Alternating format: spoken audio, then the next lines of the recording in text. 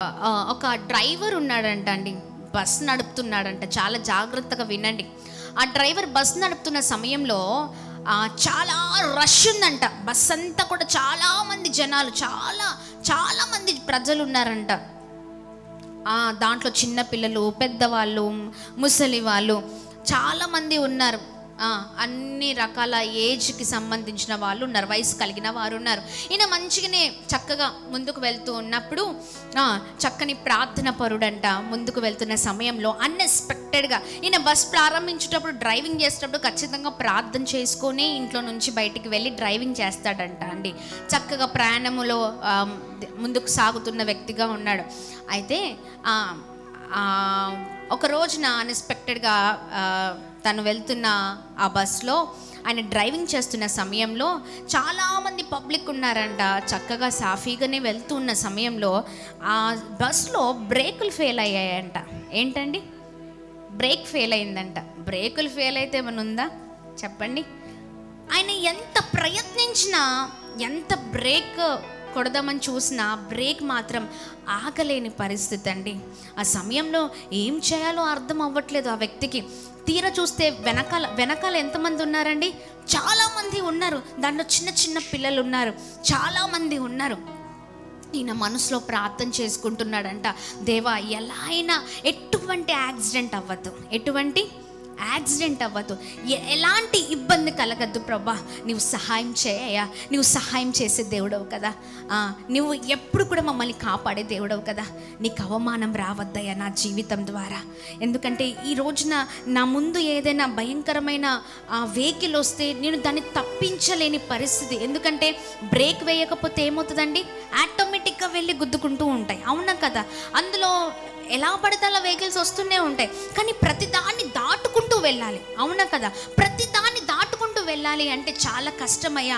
ఇంత పెద్ద వెహికల్ వెనకాల చూస్తే ఇంతమంది ప్రజలు ఉన్నారు, నేనేం చేయాలో నాకు అర్థం అవ్వట్లేదని ఆ సమయంలో, ఆ భయంకరమైన క్లిష్ట సమయంలో కూడా ఆ వ్యక్తి తన మనసులో చేస్తున్న ప్రార్థన నిజంగా చాలా అద్భుతమైన ప్రార్థన అండి. హల్లెలూయా, దేవుని నామానికి మహిమ కలుగునుగాక. చూడండి, పరిస్థితులు తారుమారైపోతూ ఉంటాయి. కొన్నిసార్లు చాలా ఇబ్బందికరమైన పరిస్థితులు వస్తూ ఉంటాయి. చూడండి, వెనకాల చూస్తే చాలా మంది ప్రజలు ఉన్నారు.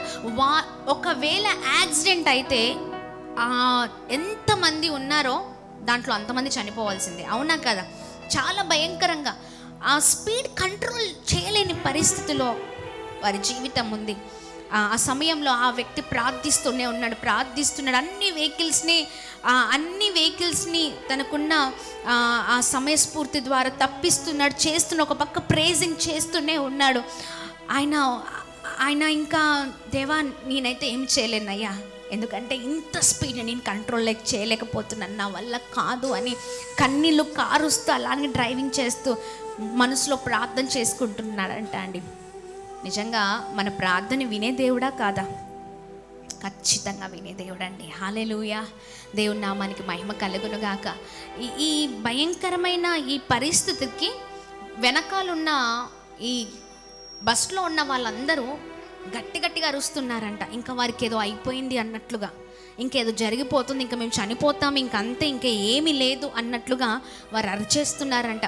ఏడ్చే వాళ్ళు ఏడుస్తున్నారంట, ఇంకా మొత్తుకునే వాళ్ళంట బిగ్గరగా ఏడుపులు అవన్నీ వినిపిస్తూ ఉన్న సమయంలో నిజంగా ఆ వ్యక్తి చేసిన ప్రార్థన, ఆ వ్యక్తి ఆ వెహికల్ని నడుపుతున్న విధానం చూడండి, దేవుని సహాయం కోరిన ఆ వ్యక్తి నిజంగా అది ఎంత స్పీడ్లో ఆ వెహికల్ ఉందంటే చాలా భయంకరమైన స్పీడ్లో ఉంది.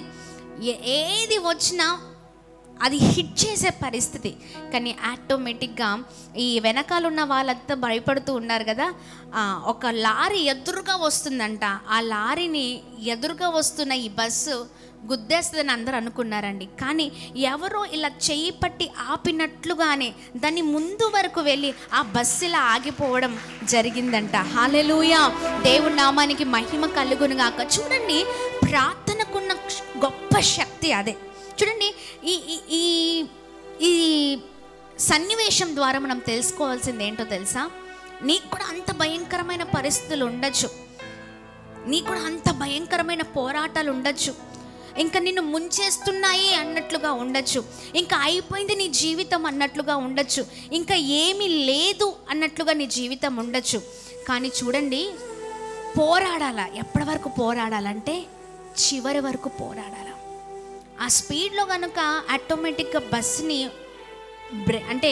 బస్ని ఇంకా ఏదైనా ఇంకా అది అన్కంట్రోల్లోకి వెళ్తే లోపడున్న వాళ్ళందరూ ఏమైపోతారండి?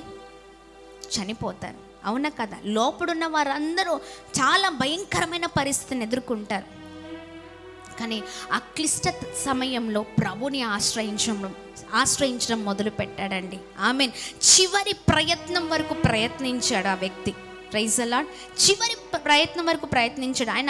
ఆయన దేవునితో మాట్లాడుతున్నాడంట. ఏమనంటే, దేవా నీవు నాకు సహాయం చేయ, చివరి వరకు నేను ప్రయత్నిస్తా, చివరి వరకు నేను పోరాడతా, నాకేదైనా పర్లేదు, నాకు ఎలాంటి పరిస్థితి వచ్చినా పర్లేదు, కానీ చివరి వరకు నేను పోరాడతా, చివరి వరకు పోరాడతా, నీవు నాకు సహాయం చేయి. ఆమేన్. ఆగిపోలేదండి, పోరాడాడు. పోరాడడం ద్వారా వెనకాల ఉన్న ఆ బస్లో ప్రయాణిస్తున్న వారందరూ రక్షింపబడ్డారు.